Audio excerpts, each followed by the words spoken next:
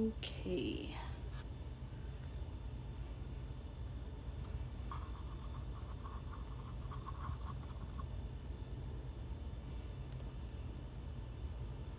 Just adding community radio distro. Hello. Oh, that was quick. Hi. Hi. Oh my gosh. We can't quite see you. Yes. Yeah. Long time no see. Yeah. How have you been? How have you been, Alicia? I've been very good. How have you been, Jill and Jenna Rose? We've been pretty great. See these? These are our thumbs. Oh, There's six. love to see it. So this is our very first Plump session in the virtual universe. Uh, so happy to have Community Radio Distro as our first guests of this mini series that we're doing of just community conversations here in London, Ontario. Love the moves.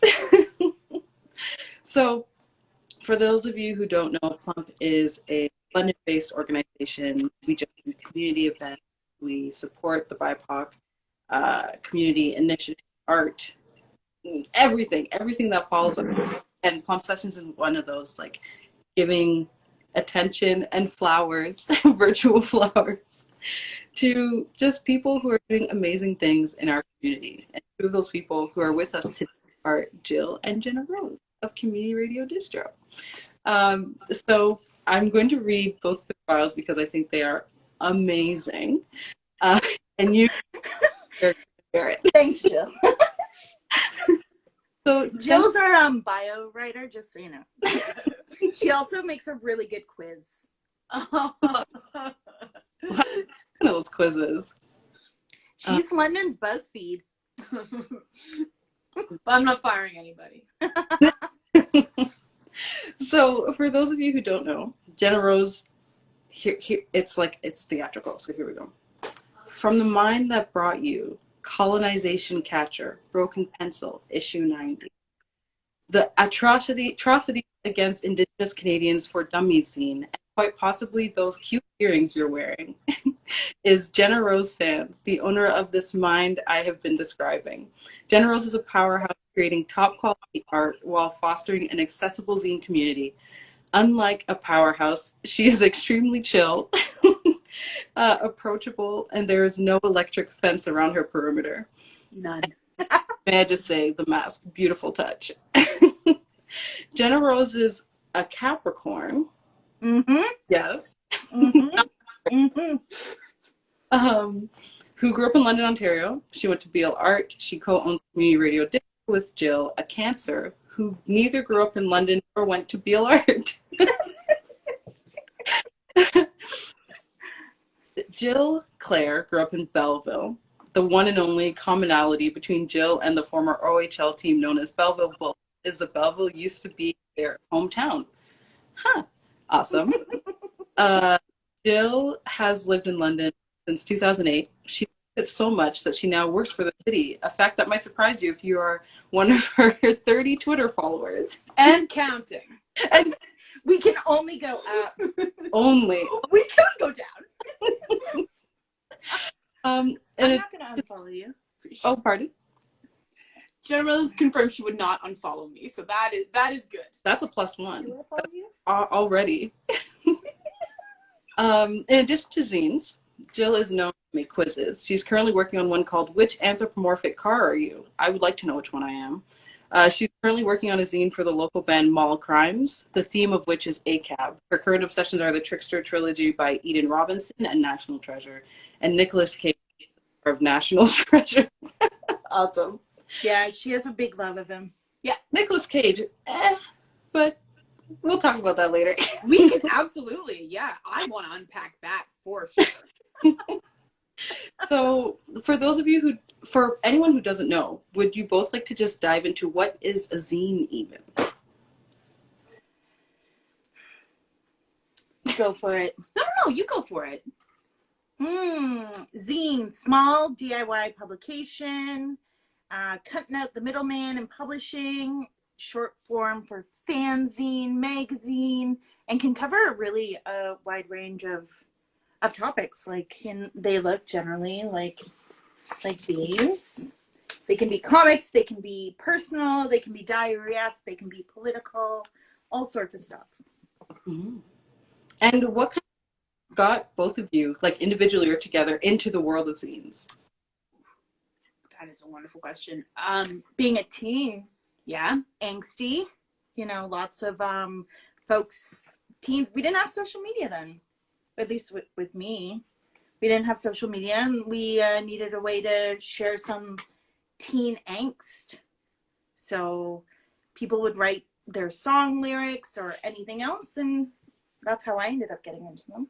That angst also led me to zines, but it was a more of a early 20s angst. An angst I carried from my teenage years, mind you. From the womb.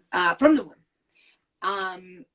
So I got into zines by feeling pretty alienated from the music community I was in at the time, and by working at a comic book store, which sold a couple zines.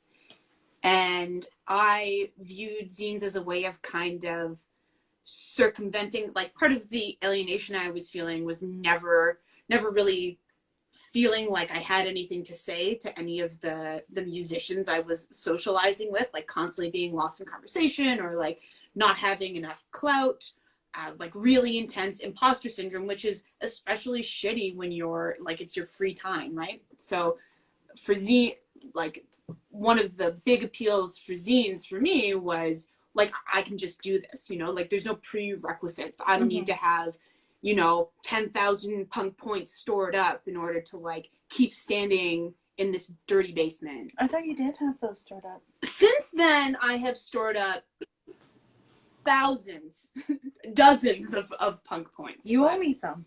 I do. Can I write you another IOU though? So the angst kind of drove you to what is now, the angst and the accessibility really drove you to what is now Community Radio Distro, which is one, if not the only, zine distribution business in Southwestern Ontario, which is so cool. So can you speak more to that journey that you were on? Like, how did it start? How is it going now? I think how it started, it was invited Jill over for a beer. Yep. And I was like, hey, Jill, let's start a zine distro. And she's like, yeah! So it was on my back porch during a porchy session. And yeah, that's how we came about it. There was a little bit of a selfish desire in there to be able to bring in zines from all over. That would be too expensive if we just bought one or two. So we get to see so many and add to our own collection. And then, zines that aren't necessarily financially accessible for people in Southwestern Ontario now can be. We bulk order and bring in tons of zines, and then people have access to it at a more financially acceptable price and stuff. So yeah, and also community, like locals pretty big for us too. So we wanted to start showcasing our friends and our pals and all the cool shit that they're doing. 100%. Mm-hmm. Yeah. Isn't that and fun? then we just did it. Yeah. So what did doing it involve? Because you have a really cool and really well-built website. What other things, like, are there certain tools you're able to use, like, from the community to get things started? Any expertise you already had in your back pocket from your previous works or your previous endeavors?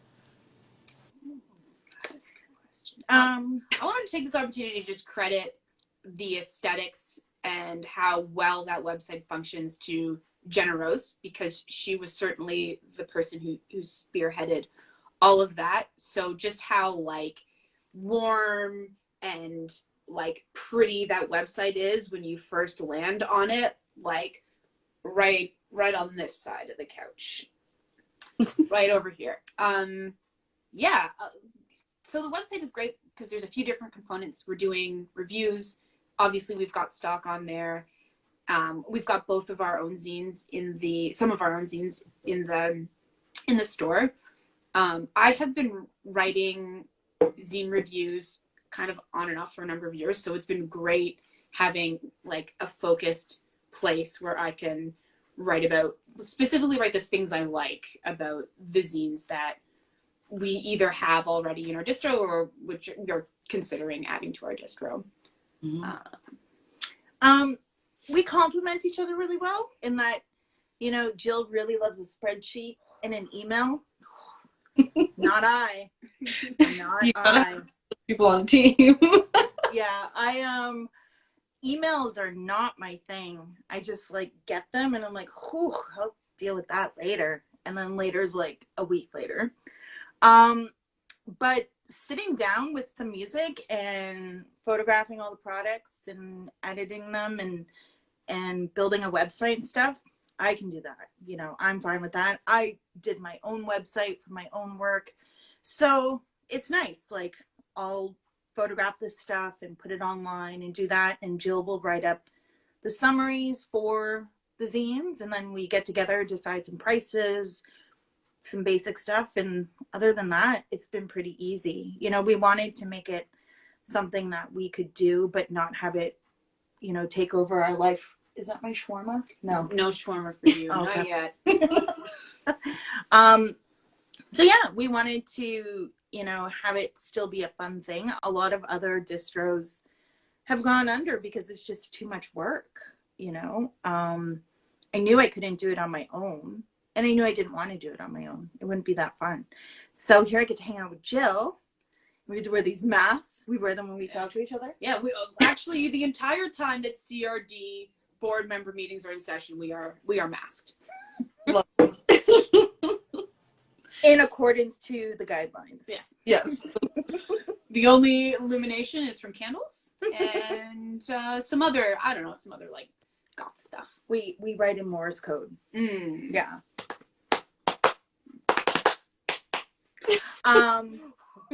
Whoa. Did you get that message?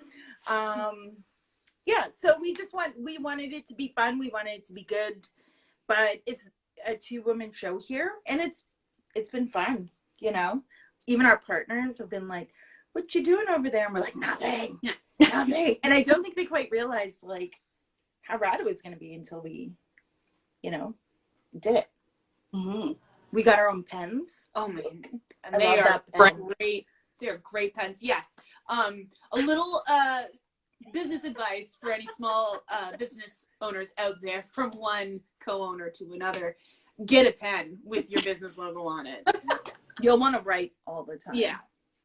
Gonna have to give it the dates afterwards because I've been looking into stationery, Plump Station. Good. Oh, amazing! Oh my We goodness. can hook you up. Yes. Yeah. Jenna Rose has a hookup. It's called Vistaprint. Okay, so this time went by so quickly. We have about 2 minutes left. So I want to ask a question I didn't actually prep you guys for, which is, what's your favorite zine? Wow. And if Hot you- pants. Hot pants. Burying the lead. I'm going to say hot pants. It'll always hold a special place in my heart. I